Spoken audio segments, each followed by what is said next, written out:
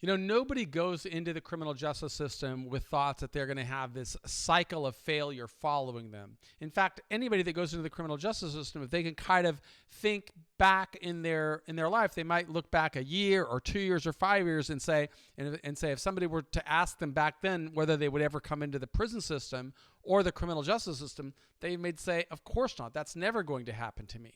But yet our nation's commitment to mass incarceration has led to many more people coming into the system and many more people serving longer times in the system. And when people go into the system, it leads them to be less likely to function and lead a life of meaning and relevance and commitment and fulfillment and contribution.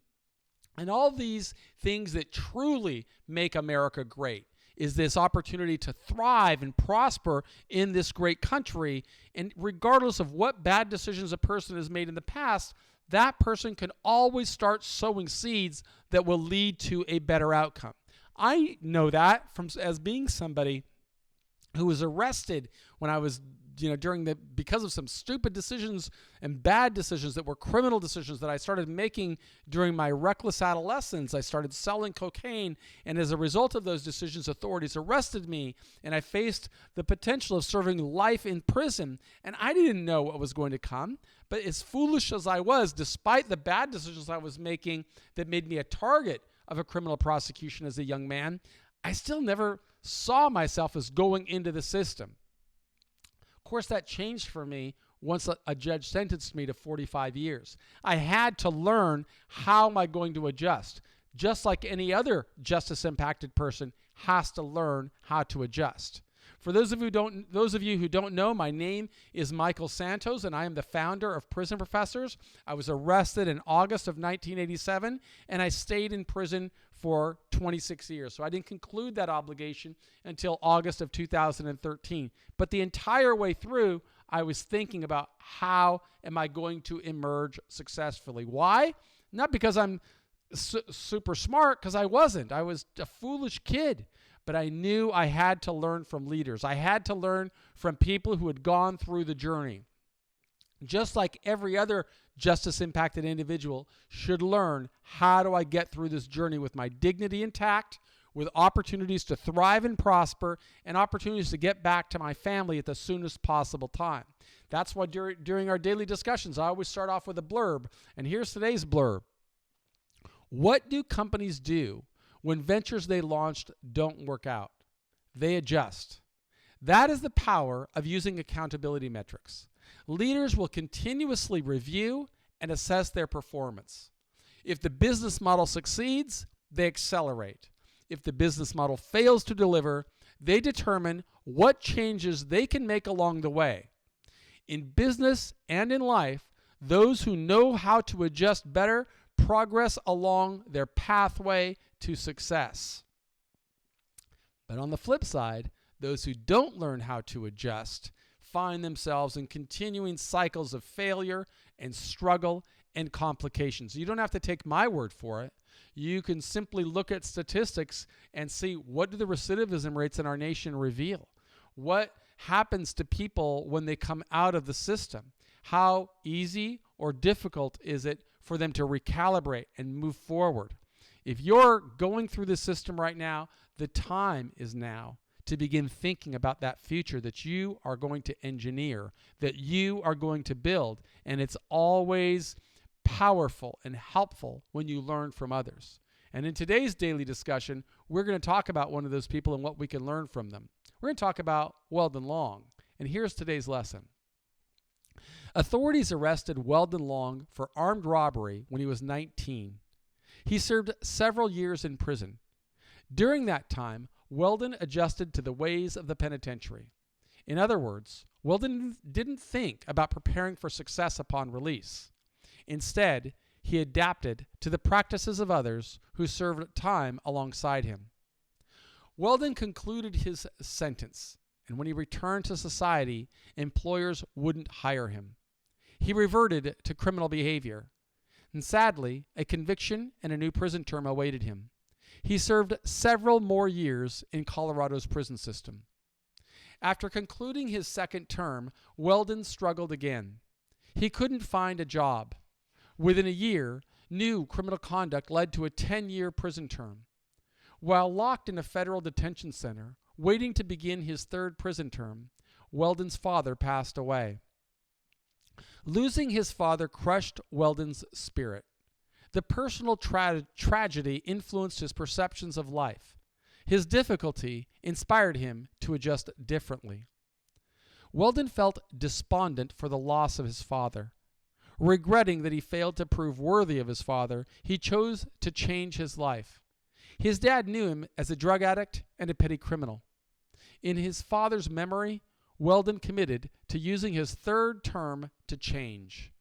Weldon earned a bachelor's degree. Then he earned a master's degree.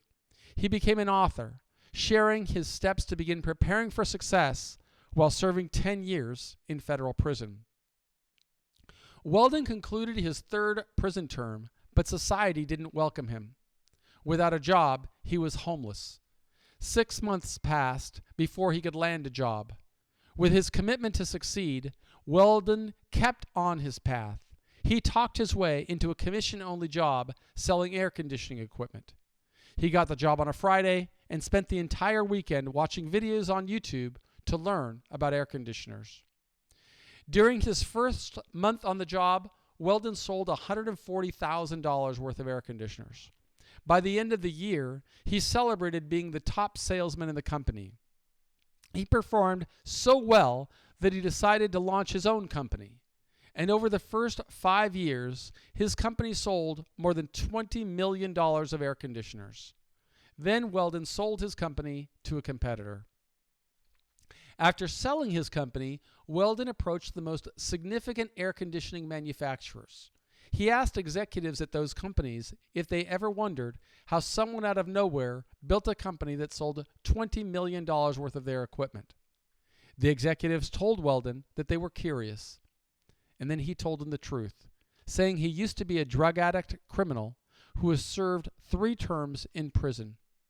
The skills he learned to overcome those character deficiencies were the same skills that would help a person become a higher performing sales professional.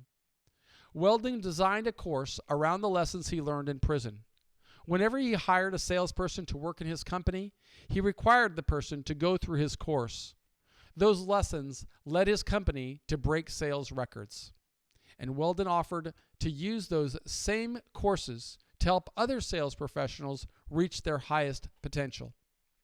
The manufacturers liked Weldon's idea and opened introductions to distributors across the country. His conversations with the executives led to Weldon's new company, and he helps Fortune 500 companies train their sales teams. The irony, Weldon said, was that those companies would not hire him for minimum wage because of his felony background. Yet they'll sign 6-figure contracts to hire his corporate training company. When people adjust to changing circumstances, a person creates a new growth opportunity. Think about how you can use the same strategies as Weldon to transform your life. And here are the self-directed questions. How does your behavior today differ from your routine before you faced the challenge? In what ways have you adjusted your behavior since beginning your pathway to success? What adjustments could you make to accelerate progress? What expenditures do you anticipate making during the first 6 months of your liberty? And what steps are you taking to influence your income upon release? And the word of the day is despondent. Define despondent and use the word despondent in a sentence. I'm really encouraging you. Use this time today, starting right now, to start advancing the prospects for a better life. That strategy will significantly move you closer to restoring confidence, to feeling as though you've got some pathway to get control of your life again.